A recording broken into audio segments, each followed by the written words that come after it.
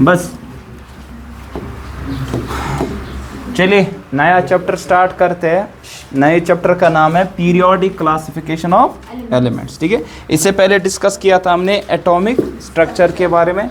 Atomic structure में discuss क्या किया था, उसमें हमने देखा था एट द एंड में इलेक्ट्रॉनिक कन्फिग्रेशन। ठीक है, अब वो इलेक्ट्रॉनिक कन्फिग्रेशन यूज़ करके डिफरेंट एलिमेंट्स की क्या क्या प्रॉपर्टीज होती है वो हम यहाँ डिस्कस करेंगे।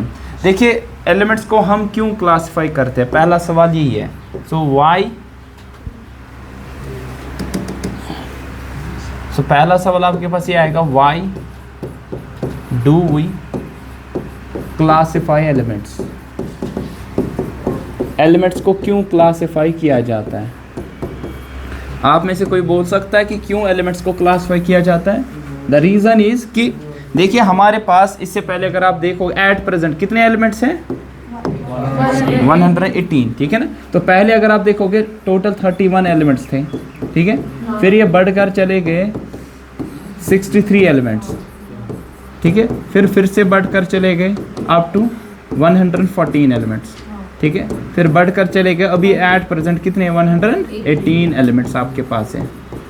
ठीक, विद टाइम ऐसा चलता जाएगा। क्या सिर्फ ये फिक्स्ड रहेंगे? नहीं, विद द टाइम यहाँ पे जो आपके पास नंबर ऑफ एलिमेंट्स है ना, विद टाइम में डिस्कवर होते जाएंगे। अब मुझे बता दो 118 एलिमेंट्स है, अगर मैं आपसे कह दूं 118 एलिमेंट्स की हर एक की प्रॉपर्टीज आप रिमेंबर कर दो, it will be difficult for you, है ना। देखो 5-10 होते तो करते, लेकिन ये पता है कि ये फिक्स्ड ये चीज़ नहीं है। ये चीज़ विद टाइम क्या होने वाली है, इंक्रीज, विद टाइम इंक्रीज होने वाले, नए नए एलिमेंट्स क्या होने वाले हैं, डिस्कवर होने वाले। तो ऐसा कुछ हमने किया, क्राइटेरिया बना दिया कि ऐसा हो कि हमारे पास एक ऐसी क्या कह सकते हैं हम यहाँ पे, एक ऑर्डर बने, एक अरेंजमेंट बने, ताकि जो भी आपके पास नया एलिमेंट डिस्कवर हो जाए उसकी प्रॉपर्टीज़ को डिस्टिंग्विश करना बाकी एलिमेंट से, या उसकी प्रॉपर्टी को यहाँ डिटरमाइन करना वो बहुत आसान हो जाए। ठीक है, सो फिर डिफरेंट साइंटिस्ट ने अपना अपना क्या अटेम्प्ट किया, जिसकी वजह से उन्हें अपनी अपनी क्लासिफिकेशन दी किन की, एलिमेंट्स की। लाइकवाइज आप पढ़ते हो बायोलॉजी में डिफरेंट किंगडम्स, है ना, किंगडम मोनेरा, प्रोटिस्टा, है ना, या फाइलम्स आप पढ़ते हो, है कि नहीं। वो इसलिए आप पढ़ते हो ताकि जो जो उस किंगडम में आ जाए या उस फाइलम में आ जाए उनकी प्रॉपर्टीज़ क्या होती है सर, आइडेंटिकल, है ना, तो आसान होता है। Likewise we are homo sapiens, मतलब जो मेरी प्रॉपर्टीज़ है, you all are homo sapiens, वो सब की प्रॉपर्टीज़ होगी, है कि नहीं। मेरे पास एक नाक है, आपके पास कितनी है, तो प्रॉपर्टी हमारे पास क्या होगी कि हम होमो सैपियंस हैं तो एक ही, यहाँ पे आपके पास नाक होगी। In the same way hands हमारे पास 2 है। ठीक है, कहीं समझ काला मच एक ही है। ठीक है, तो ये प्रॉपर्टीज आसान होता है पढ़ना। ठीक है, in the same way elements को भी अटेम्प्ट ऐसा किया गया कि एलिमेंट्स को भी हम क्लासिफाई ऐसे करें ताकि उनकी प्रॉपर्टीज को पढ़ना बहुत ही आसान हो। तो उसके लिए क्या किया गया, उसके लिए विद टाइम क्या दी गई, अपनी अपनी थेरीज, है ना, तो थेरीज ऑफ क्लासिफिकेशन।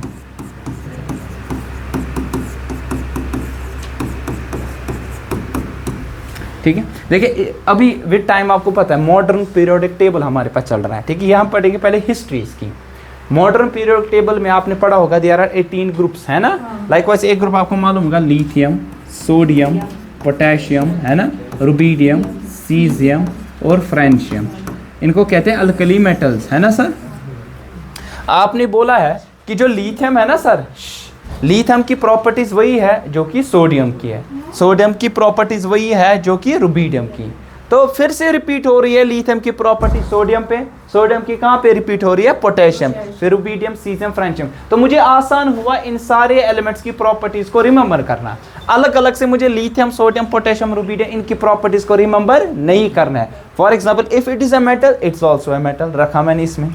अगर आप इतना ही नहीं, ये रिएक्टिव एलिमेंट्स होते हैं, तो रिएक्टिव एलिमेंट्स को मैंने क्या रखा है, अलग से ग्रुप में रखा है। तो ऐसा नहीं कि मैंने इसको अलग जगह रखा, यहाँ अलग जगह रखा, नहीं। और एक आपने पढ़ा होगा इनर्ट गैसेस, है ना, जरा बता दो, हीलियम, नियॉन, आर्गॉन, क्रिप्टॉन, शाबाश, जेनॉन और रेडॉन। ठीक है, और लास्ट में है जो कि न्यूली डिस्कवर्ड है, ऑर्गेनिसन। ठीक है ना, तो मुझे बता दो, आपने सुना होगा ना inert gas, why these are called inert gases, these are called inert gases because they do not react as such with other elements। बाकी एलिमेंट आजा अंदर, बाकी एलिमेंट्स के साथ, वालेकुम अस्सलाम, बाकी एलिमेंट्स के साथ वैसे रिएक्ट नहीं करते। ठीक है, तो मैं रख सकता था यहाँ पे, ध्यान रखो, मैं यहाँ रख सकता था सोडियम को, क्या मैं सोडियम को इधर रख सकता हूँ, नहीं, क्यों? सोडियम तो आपके पास हाईली रिएक्टिव एलिमेंट है, वो आराम से बाकी एलिमेंट्स के साथ रिएक्ट होता है। तो ये तरीका मेरे पास एक फीजिबल तरीका आया ताकि मैं बाकी एलिमेंट्स की प्रॉपर्टीज को भी क्या कर सकूं, रिमेंबर। ठीक है, तो डिफरेंट थियरीज ऑफ क्लासिफिकेशन है, आपने लोअर क्लास में पढ़ी होगी। किस किस ने दी थी? पहले डोबरीनर ने,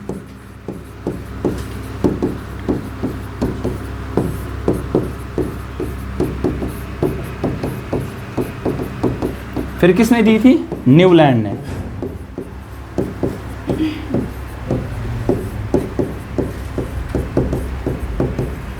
फिर किसने दी थी? शायद एक्चुअली जो मतलब जिस तरह आपने देखा होगा Bohr's model of atom, that was actually the base of modern quantum mechanical model of atom. तो बोहर की बुनियाद से फिर actually quantum mechanical model of atom बना। इसी तरह जो मेंडलीव्स क्लासिफिकेशन थी ना, उसी से हमारे पास मॉडर्न जो पीरियोडिक टेबल उसकी बुनियाद बनी एक्चुअली। फिर उसके बाद आपको मालूम है लास्ट में जो कि हमारे पास है modern periodic table, modern periodic table. ठीक है, सो ये हमारे पास, ये तो बचपन में आपने पढ़ा होगा, इनके बारे में पढ़ा है ना, डोबरेनर, न्यूलैंड और Mendeley. Even though modern periodic table भी आपने पढ़ा होगा। ठीक है, थोड़ा सा इनका मैं ओवरव्यू देता हूँ। मेन हमें मॉडर्न पीरियोडिक टेबल पढ़ना है और उसकी कुछ ट्रेंड्स, प्रॉपर्टीज, मेन उसी पे सवाल जो आ जाता है। ठीक है, आई बात समझ? तो स्टार्ट करते हैं हम डोबरेनर की क्लासिफिकेशन से। ठीक है, so first classification it was Dobereiner's classification.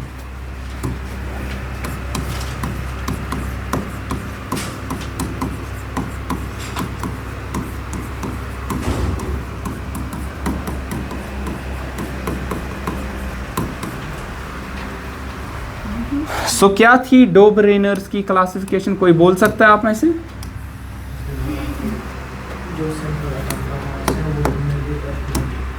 हाँ हाँ, शाबाश, ठीक बोला आपने।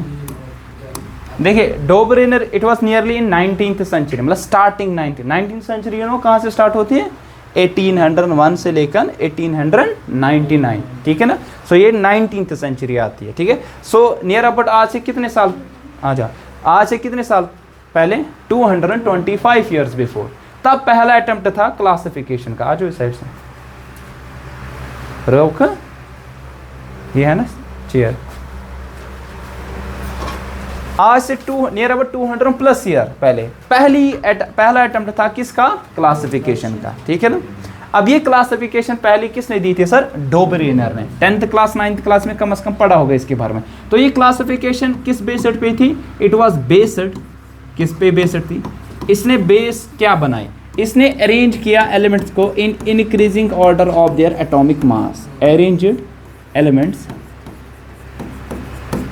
इन increasing order of their atomic masses. ठीक है, किया अरेंज, लेकिन अरेंज ऐसे किया, उसने अपना लॉ एक दिया, that's called law of triads. Law of triads बुनियाद की थी उनकी कि increasing order of their atomic mass के हिसाब से रखा। लेकिन जो आपके पास इंक्रीज किया एटॉमिक मास जो रखा, पहले कम फिर ज़्यादा, उसके लिए उसने अपना लॉ दिया, जिस लॉ को क्या दिया गया? Law of trades. ट्रेड का मतलब होता है ट्रिपलेट। ट्रेड का मतलब क्या होता है सर? ट्रिपलेट। ट्रिपलेट का मतलब 3 है ना सर। उसने एलिमेंट्स को ट्रेड्स में रखा, 3 एलिमेंट्स को। जस्ट लाइक उसने एक ट्रेड बनाया था लिथियम, सोडियम और पोटेशियम। लिथियम, सोडियम और किसका सर? पोटेशियम का। इसकी बेसिस ऐसी थी, लॉ ऑफ ट्रेड ये कहता था, अगर मेरे पास इस ट्रेड में 3 एलिमेंट्स है, कितने सर?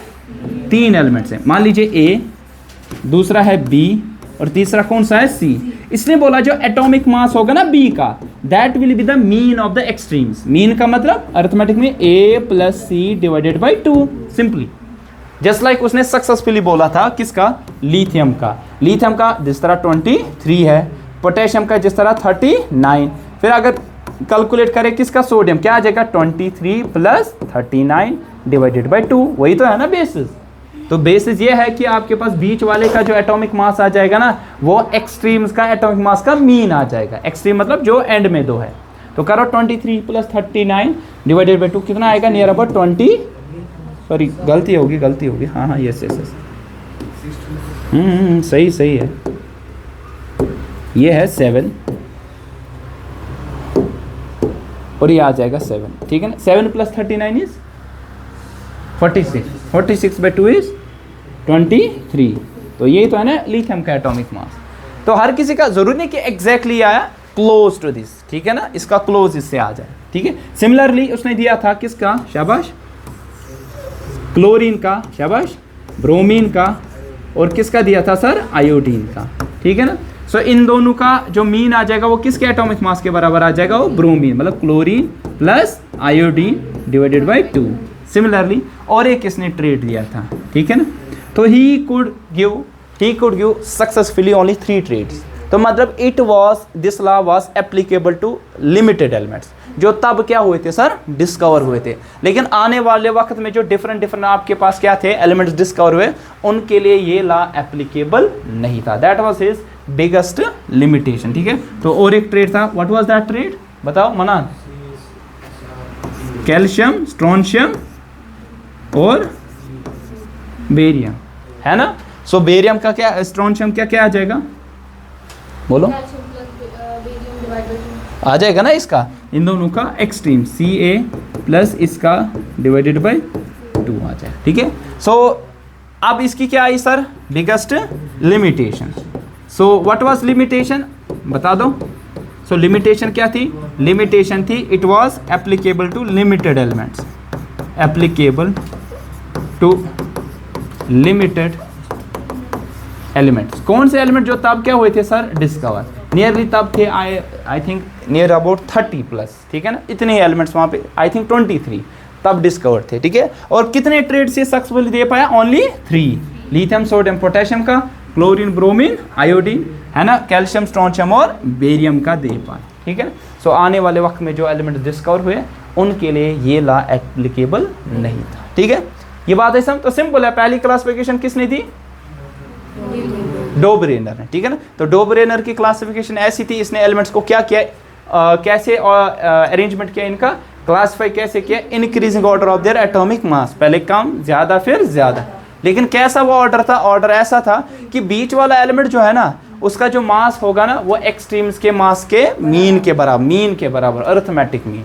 तो इस लॉ को क्या कहा गया, लॉ ऑफ ट्रेड्स, ठीक है ना। लेकिन he could give only 3 triads, जो कि lithium, sodium, potassium, calcium, bromine, iodine, calcium, chlorine, bromine, iodine, calcium, strontium और बेरियम का। बाकी एलिमेंट्स के लिए एप्लीकेबल नहीं था। फिर उसके बाद किसने अटेम्प्ट किया था, न्यूलैंड ने। Second classification it was Newlands classification.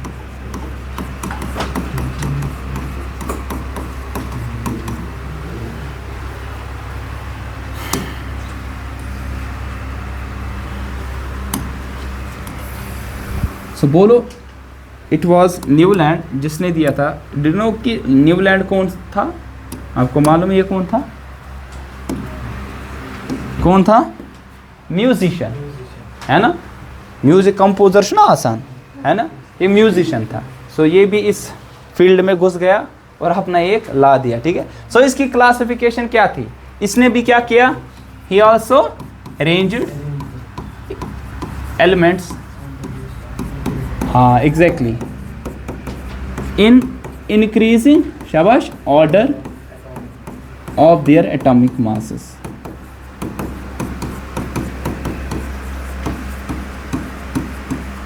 ठीक है। सो ये इसका पहला क्राइटेरिया था और इसने अपना ला दिया, that's called the law of octaves.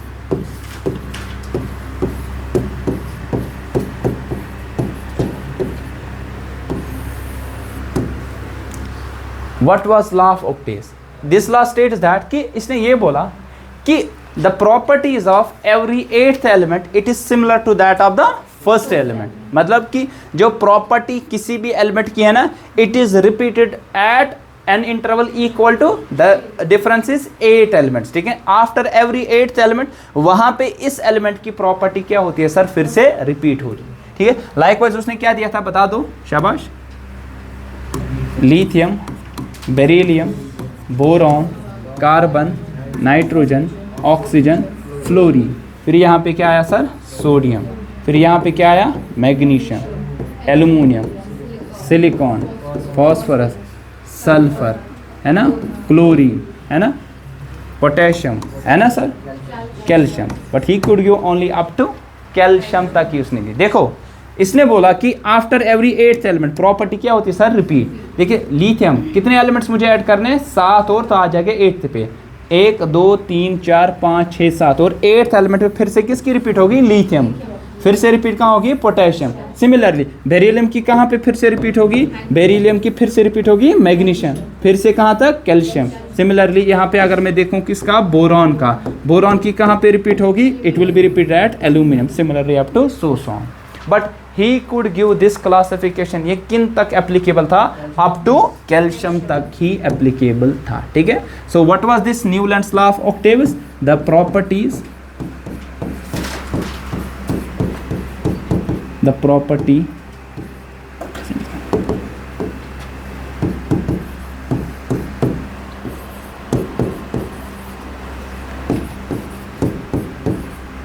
is repeated after every 8th element।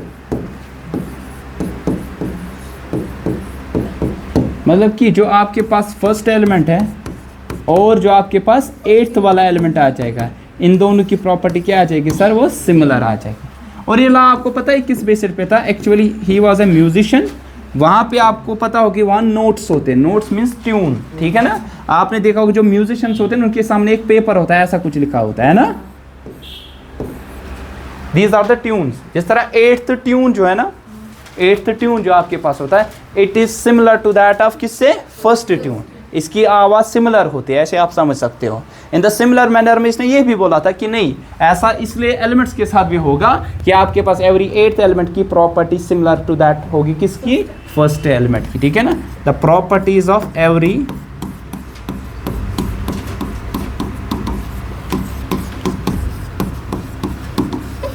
Eighth element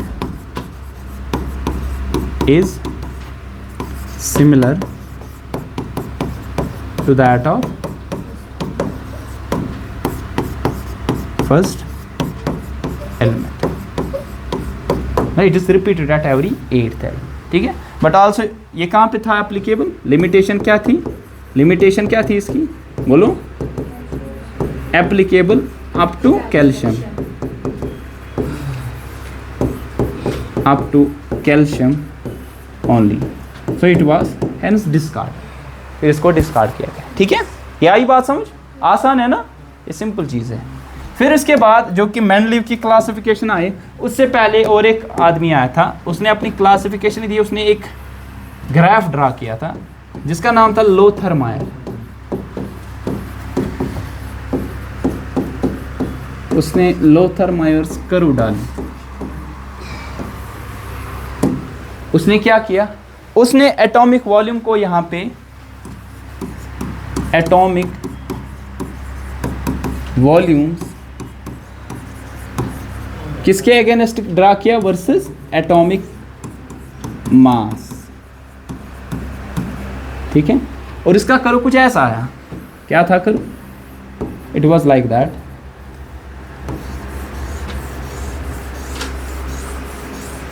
so यहाँ से क्या थे? एटॉमिक वॉल्यूम्स, एलिमेंट्स के वॉल्यूम्स, मतलब उनके एटम्स के वॉल्यूम। और यहाँ से एटॉमिक मास, जिसको हम किससे डिनोट करते हैं? ए से। अगर एटॉमिक वॉल्यूम को मैं वी से करूँगा। सो उसने क्या देखा? उसने बोला कि जो एलिमेंट्स हैं ना जिनकी सिमिलर प्रॉपर्टीज होगी, the elements with similar properties they occupy similar positions. क्या ऑक्यूपाई करते हैं? जिस तरह उसने बोला कि जो पीक्स है ना, दे वर occupied by most electropositive elements, most electropositive elements, likewise lithium, sodium, potassium, rubidium, cesium और फ्रेंशियम। ठीक है ना। सो क्लासिफिकेशन किस बेसिस पे थी? इसने यहाँ पे एटॉमिक वॉल्यूम्स को किसके अगेंस्ट ड्रा किया सर? Atomic mass. उसने एक सिमिलरिटी देखी। What was the similarity? Similarity ये थी, the elements with similar properties, the elements with similar properties occupy similar positions in the curve.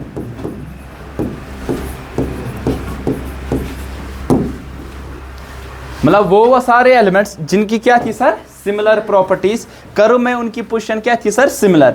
Just like lithium कहाँ पे आ रहा था, पीक पे, सोडियम पे कहाँ पे आ रहा है, पीक, पोटेशियम पीक पे, रुबीडियम पीक पे, कर्व कुछ ऐसा था।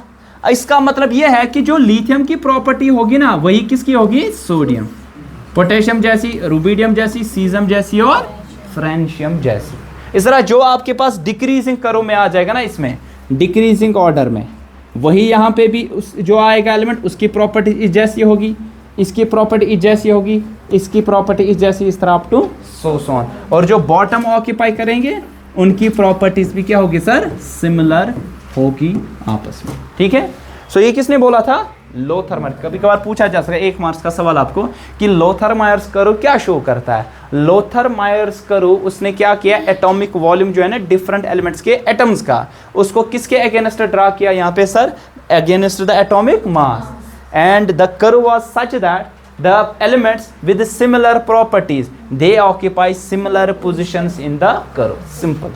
Likewise एग्जाम्पल आप देख सकते हो अल्कली मेटल्स का, लिथियम सोडियम में पीक जो है ना, पीक ने ऑक्यूपाई किया अल्कली मेटल्स ने, lithium sodium potassium rubidium caesium francium, इनको अल्कली मेटल्स कहा जाता है। और ये हाईएस्ट इलेक्ट्रो पॉजिटिव एलिमेंट्स है। मतलब what do you mean by electropositive element, tendency to lose the electron सबसे ज्यादा है, तो इतना बना इलेक्ट्रो पॉजिटिव, इजीली क्या करते हैं, लूज किनको सर, इलेक्ट्रॉन्स को। ठीक है, बात आई समझ, कोई कंफ्यूजन, क्लियर अभी तक, चलिए ठीक है।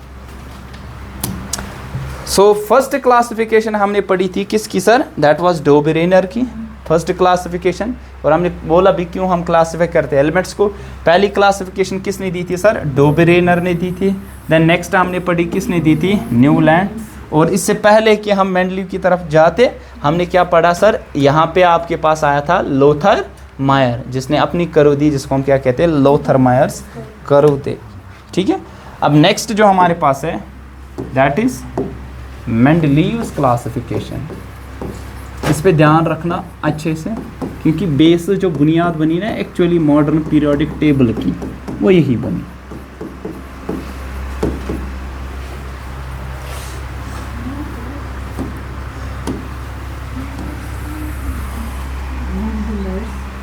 Mendeleev's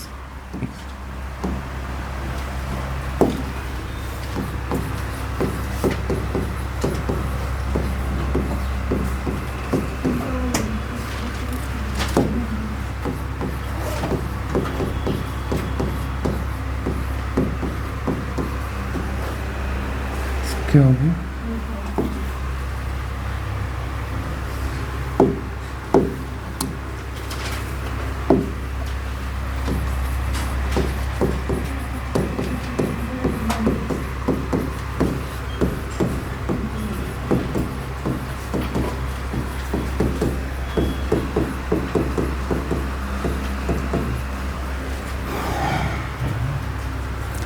Mendeleev's classification.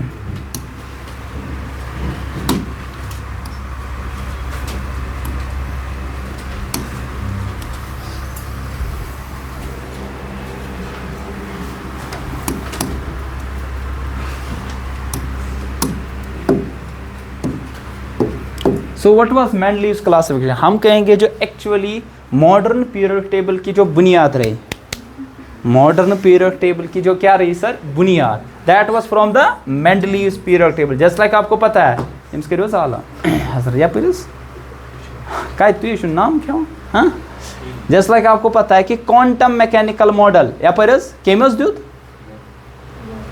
Quantum mechanical model of atom किसने दिया था, मैंने दिया था, नहीं पता, अच्छा किसने दिया था, बोहर ने दिया था, किसने दिया था, बोहर ने। अच्छा, जो हमारे पास क्वांटम मैकेनिक्स पे बेस्ड है, लास्ट मॉडल ऑफ एटम किसने दिया था, जो हमने डिस्कस किया था, it was given by Erwin Schrodinger and Heisenberg, है ना, इन दोनों पे बेस्ड था। And it was based on dual nature of matter and radiation, अगर आपको याद होगा।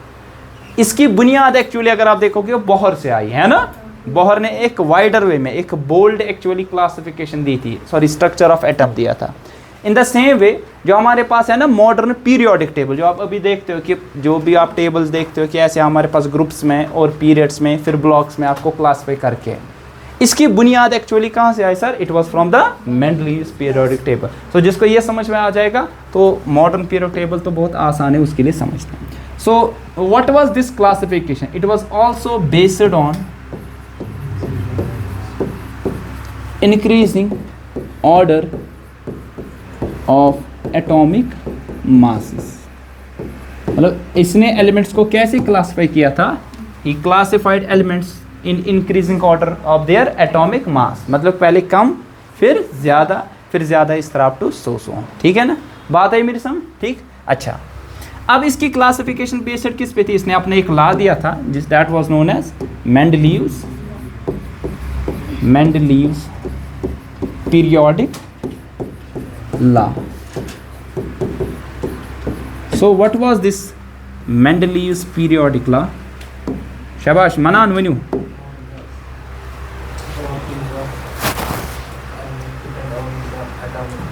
हाँ, इसने बोला कि सही बात है, इसने ये बोला कि जितनी भी प्रॉपर्टीज होती है, all the physical and chemical properties, all the physical and chemical properties of elements और पीरियोडिक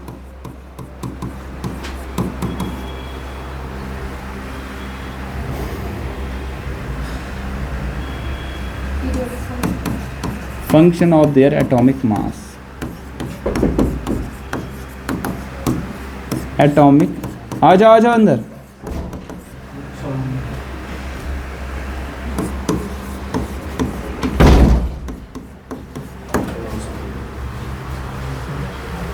इधर जगह है ना, उधर कहाँ दिखाई देगा? उठो उधर बैठो, उनके दरमियान बैठो। इधर आ गया। केस गोलियट, हाँ केस आजस गोलियट क्या है? तेशु दुह लेट गसान ना तशु दुह गसान आजर क्या दलील खरियो सा दुआ दोसा क्या? तो इसने ये क्लासिफिकेशन दी, जितनी भी प्रॉपर्टीज होती चाहे वो फिजिकल हो या केमिकल प्रॉपर्टी। फिजिकल प्रॉपर्टी कुछ बता, मेल्टिंग पॉइंट, बॉइलिंग पॉइंट आपके पास, एंथैल्पी ऑफ एटमाइजेशन है, बॉन्ड एनर्जी है, मतलब बॉन्ड को तोड़ने में, तो ये फिजिकल प्रॉपर्टीज है। अच्छा, एंथैल्पी ऑफ वेपराइजेशन, वेपर्स में कन्वर्ट करने के लिए। अच्छा, chemical properties, reaction with different element, likewise reaction with oxygen, reaction with metals, non metals, nitrogen, जो भी आपका, ठीक है। तो वहाँ पे केमिकल बॉन्ड तोड़ दिया जाता है। कहाँ पे? Chemical property. फिजिकल प्रॉपर्टी में केमिकल बॉन्ड क्या रहता है? एज इफ, ठीक है, जैसा था वैसे रहेगा। जितनी भी प्रॉपर्टीज, चाहे वो फिजिकल प्रॉपर्टीज हो चाहे वो केमिकल प्रॉपर्टी, पीरियोडिक फंक्शन है एटॉमिक मास के। मतलब what do mean periodic function? Periodic function is that function which repeats after some interval. Likewise clock, देखा है क्लॉक? वो क्लॉक आता था ना, अभी भी आता है, जहाँ पे ऑसिलेशन होती है, नीचे बॉब लगा होता है ना, that is a periodic oscillation. मतलब कि after some interval it is repeated, है ना। सो 1 सेकंड या 2 सेकंड के बाद, डिपेंड करता है कि क्लॉक 1 सेकंड वाला है 2 सेकंड वाला, मतलब टाइम पीरियड, तो 1 सेकंड के बाद टिक टिक टिक, वो क्या होता है sir? Repeat. In the same way इसने बोला कि जितने भी एलिमेंट्स हैं ना, उनकी चाहे फिजिकल या केमिकल प्रॉपर्टी ये रिपीट होती है, लेकिन after some interval they are repeated, but on behalf of atomic mass. Atomic mass के हिसाब से क्या होती है? रिपीट होते हैं। रिमेंबर था, ठीक है। अभी तक जितने सब ने अटेम्प्ट जो किया था, सब ने अपनी क्लासिफिकेशन किस बेसिस पे दी? In increasing order of their atomic mass. चाहे वो डोबेरियनर, चाहे वो न्यूलैंड ने दी थी, चाहे वो मेंडलीव। लेकिन आज का जो मॉडर्न पीरियोडिक टेबल जो आपको मालूम है, that is based on the atomic number rather than atomic mass. Why it was given by mostly, और क्यों? क्योंकि अभी तक जो हमारे पास स्ट्रक्चर ऑफ एटम है ना, उसकी बुनियाद उतनी मजबूत नहीं थी। लेकिन जब मॉडर्न पीरियोडिक टेबल दिया गया ना, तब तक हमने quantum mechanical model of atom है ना उसको जानने की कोशिश की थी, और अल्टीमेटली वो सारी जितनी भी प्रॉपर्टीज थी ना क्वांटम मैकेनिक्स में जो हमने पढ़ा था, वो सारी की सारी प्रॉपर्टीज हमने जान ली थी, और तब हमने इलेक्ट्रॉनिक कन्फिग्रेशन का राज जाना था। Actually it is the atomic number on which electronic configuration depends, and on that particular electronic configuration सारी प्रॉपर्टीज एलिमेंट्स की क्या करती है सर, डिपेंड करती है। लेकिन अभी तक ये तो हमें यहाँ पे हिस्ट्री पढ़नी थी, अब इस हिस्ट्री में मेंडली का काम क्या था वो हमने देखा, और ये पहला था जिसने क्लासिफाई किया एलिमेंट्स को इनटू ग्रुप्स एंड पीरियड्स। अभी जो आप देखते हो ना मॉडर्न पीरियड टेबल जिसमें ग्रुप्स है और क्या है period, what are groups, vertical columns, what are periods, horizontal rows, ठीक है ना। तो इसने क्लासिफाई किया एलिमेंट्स को किस में sir, into groups and periods, ठीक है। तो इट वाज लाइक दैट कि ऐसे आपके पास ग्रुप्स थे और सम पीरियड्स। तो vertical columns these were called as groups and the horizontal rows those were called as periods. तो पहली बुनियाद जो आपके पास क्लासिफिकेशन जहाँ पे ग्रुप्स एंड पीरियड्स का कंसेप्ट आया, that was given by Mendeleev, ठीक है। तो दीज आर कॉल्ड ग्रुप्स, और ये जो आपके पास है these are called as periods, ठीक है। आई बात समझ? इतना ही नहीं, इसकी जो क्लासिफिकेशन थी ना, इसने एक बोल्ड प्रेडिक्शन भी की थी। What do you mean by bold prediction sir? इसने बोला था एक्चुअली इन एडवांस, इसने बोल्ड प्रेडिक्शन की थी उन एलिमेंट्स की, उनकी प्रॉपर्टी जो कि अभी डिस्कवर नहीं हुई थी, ठीक है ना। Bold prediction of properties of undiscovered elements. उसके लिए उसने क्या किया था, उसके लिए उसने एक सर्टेन गैप्स को छोड़ा था, लेफ्ट बिहाइंड सर्टेन गैप्स।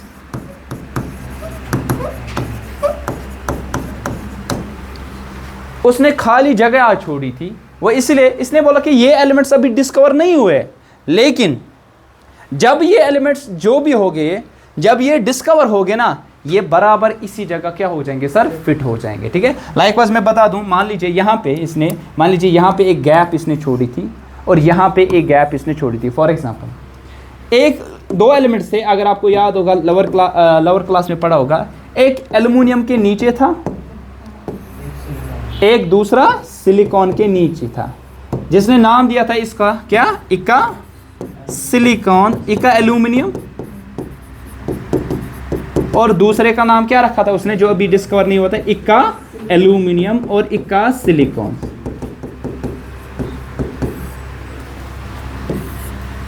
इसने बोला ये जो इक्का एल्युमिनियम है ना, जो कि एल्युमिनियम के नीचे आ जाएगा, और इक्का सिलिकॉन जो है ना, जो कि सिलिकॉन के क्या आ जाएगा, नीचे। अभी ये डिस्कवर नहीं है, लेकिन कोई ना कोई ऐसा ये एलिमेंट है जिसकी प्रॉपर्टीज यहाँ पे फिट होती है, लेकिन मेरी क्लासिफिकेशन के हिसाब से अभी वो डिस्कवर नहीं हुए, लेकिन आने वाले वक्त में जब वो डिस्कवर हो जाएंगे यहाँ पे फिट हो सकते हैं, ठीक है ना। लेकिन जब आने वाले वक्त में वो डिस्कवर हुए, कौन कौन था वो, इक्का एल्यूमिनियम जिसका नाम क्या पड़ा, गैलियम,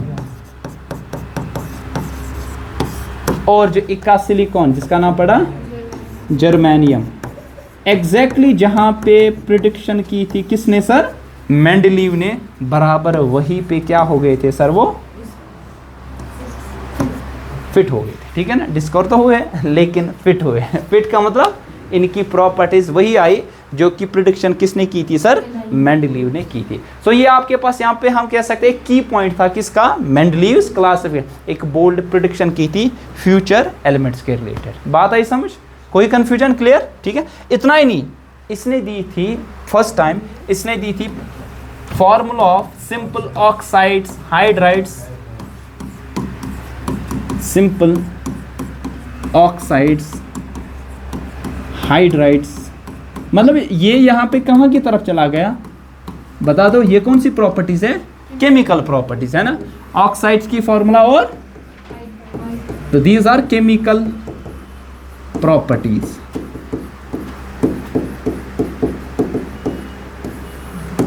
तो ये सारी कौन सी प्रॉपर्टीज है sir, these are the chemical properties, ठीक है। तो ऐसी बहुत सारी आपके पास यहाँ पे प्रॉपर्टीज थी जो कि मेंडेलीव ने यहाँ पे दी थी। सो आपको लग रहा है कि as compare to Dobereiner and as compare to जो आपके पास था न्यूलैंड, उसके हिसाब से ये वाली क्लासिफिकेशन एक बेहतरीन क्लासिफिकेशन की लग रहा है? यस सर, ये एक बेहतरीन क्लास में मुझे लग रहा है, शायद आपको भी लग रहा होगा। और साथ ही में इसने बहुत सारी आपके पास यहाँ पे फॉर्मूलाज ऑक्साइड की और हाइड्राइड। हाइड्राइड्स का मतलब क्या होता है? Binary compounds of any element with hydrogen. Like जरा एग्जांपल दो कोई हाइड्राइड। हम बोलो बोलो। हाइड्राइड, अमोनिया NH3, नाइट्रोजन का किसके साथ? हाइड्रोजन के साथ, है ना? अच्छा बता दो और कोई। Barium sulphate hydride with hydrogen. Phosphine PH3, नहीं सुना है ना? अरे हाइड्राइड उसी को कहते हैं। अच्छा ऑक्साइड की कुछ? H2O। अभी हाइड्राइड है क्या ऑक्साइड? ऑक्साइड है, हाइड्राइड है, इसमें हाइड्रोजन भी है ऑक्सीजन भी है। अच्छा और कोई बोलो। Calcium oxide, that's oxide. Iron oxide है ना, फेरिक ऑक्साइड, फेरस ऑक्साइड। हाँ जिसमें ऑक्साइड हो, जिसमें ऑक्सीजन होगा, हाँ ऑक्साइड होगा। चलिए, लेकिन साथ ही में इसकी क्या आ गई सर? लिमिटेशन। अच्छा तो बता दो लिमिटेशन इसकी क्या थी? हाँ exactly, that is the position of hydrogen. देखिए आपको मालूम होगा कि जो आपके पास एनॉमलस, मतलब ये फिक्स्ड नहीं थी। आपको मालूम है कि हाइड्रोजन की प्रॉपर्टीज मॉडर्न पीरियोडिक टेबल में किसके साथ सिमिलर है? Similar to that of group first and group 17। Group first में अगर, क्योंकि हाइड्रोजन के पास कितने इलेक्ट्रॉन्स होते हैं? एक। ये लूज कर सकता है, बन सकता है इलेक्ट्रोपॉजिटिव टू दैट ऑफ जो कि फर्स्ट ग्रुप वाले बनाते हैं।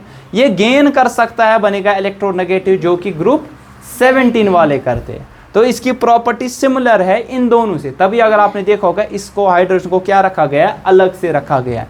कभी कभार देखा होगा कि पहले ग्रुप में ऊपर रखा गया, लेकिन ये हमेशा आपके पास कहाँ पे होगा? सेपरेट जगह होगा, क्योंकि इसकी प्रॉपर्टीज ना तो ग्रुप फर्स्ट की जैसी है, ना तो आप एग्जैक्टली कह सकते ग्रुप 17। ये सिमिलर टू बोथ है। ठीक है, आई बात है। इसी तरह ये भी किसकी यहाँ पे पोजीशन नहीं दे पाया? किसकी sir? Hydrogen. It was anomalous, नहीं फिक्स्ड पोजीशन नहीं थी हाइड्रोजन की, नहीं दे पाया। ठीक है, दूसरा इसने, हाँ exactly, he violated his on periodic law. उसने अपना पीरियोडिक लॉ क्या दिया था? बोलो। हाँ अपना पीरियोडिक लॉ क्या था मेंडलीव का? बोलो कैसा उस मेंडलीव पीरियोडिक लॉ? मेंडलीव का पीरियोडिक लॉ क्या था? कैसे किए? हाँ, increasing order of their atomic मास, है ना, किया था ना, उसी के बुनियाद पे था ना periodic function of their atomic मास। तो पहले कम एटॉमिक मास वाला, फिर ज्यादा। लाइकवाइज इसने दो लिए थे, एक टेल्यूरियम था, दूसरा क्या था? आयोडीन, है ना। टेल्यूरियम का एटॉमिक मास क्या है? ज्यादा। किससे? आयोडीन। आना चाहे था पहले कौन? आयोडीन। फिर कौन आना चाहे था? टेल्यूरियम। लेकिन पहले टेल्यूरियम को रखा, फिर किसको रखा सर? आयोडीन। इसे पूछा गया क्यों ऐसा? इसने बोला वहां पे क्योंकि जो टेल्यूरियम है ना, जिस ग्रुप में ये आता है वहां पे इसकी प्रॉपर्टीज उसके सिमिलर है, और जो आयोडीन जहां पे मैंने रख दिया ना वहां पे, वो जो आता है फ्लोरीन, क्लोरीन, ब्रोमीन, आयोडीन, उसी ग्रुप में आता है, उसकी प्रॉपर्टीज उस ग्रुप के क्या है सर? सिमिलर है। लेकिन अपना ही लॉ क्या किया यहाँ पे सर? वायलेट। कभी कभार अपने लॉ को फॉलो करता था, लेकिन यहाँ पे कहीं ना कहीं इस फॉलो को क्या करता था? वायलेट करता था। So it was his second limitation. Group का मतलब क्या होता है? Vertical column. जितने भी एलिमेंट्स यहाँ पे होंगे उन सब की क्या होगी सर? Similar properties. और जो आपके पास डिफरेंट ग्रुप्स में डिफरेंट उनकी क्या होगी सर? प्रॉपर्टीज। ठीक है, इतना ही नहीं, आने वाले वक्त में आपके पास जो आया मॉडर्न पीरियोडिक लॉ, वो भी इसकी क्या आई सर? सबसे बड़ी लिमिटेड। इतना ही नहीं, जो डिस्कवरी हुई किसके साथ? आइसोटोप्स के, मतलब एक एलिमेंट के बहुत सारे आपके पास आइसोटोप्स है। लाइक हाइड्रोजन के कितने हैं सर? 3, है ना। कैल्शियम के कितने, सॉरी क्लोरीन के कितने हैं सर? 2। कार्बन के कितने हैं सर? 2। इनको कहाँ पे रख दिया जाएगा? अगर एटॉमिक मास के हिसाब से देखा जाए, पहले क्या आना चाहिए? प्रोटियम, फिर डिटीरियम, फिर क्या आना चाहिए? ट्रीटियम। लेकिन आप देखो आप पीरियोडिक टेबल में ना तो प्रोटियम, ना तो ड्यूटेरियम, ना तो ट्रीट, सिर्फ हाइड्रोजन है। कार्बन 12 आना चाहिए थे पहले, फिर कार्बन 14, लेकिन ना तो कार्बन 12 ना तो कार्बन 14, सिंपली कार्बन वहाँ पे लिखा गया है, ठीक है ना। और आपको मालूम भी ये जो मास वहाँ पे it is the average atomic mass, आपके पास एग्जैक्टली मास नहीं है, क्योंकि आपके पास बहुत सारे आइसोटोप एक एलिमेंट के हो सकते हैं, ठीक है। आई बात समझ।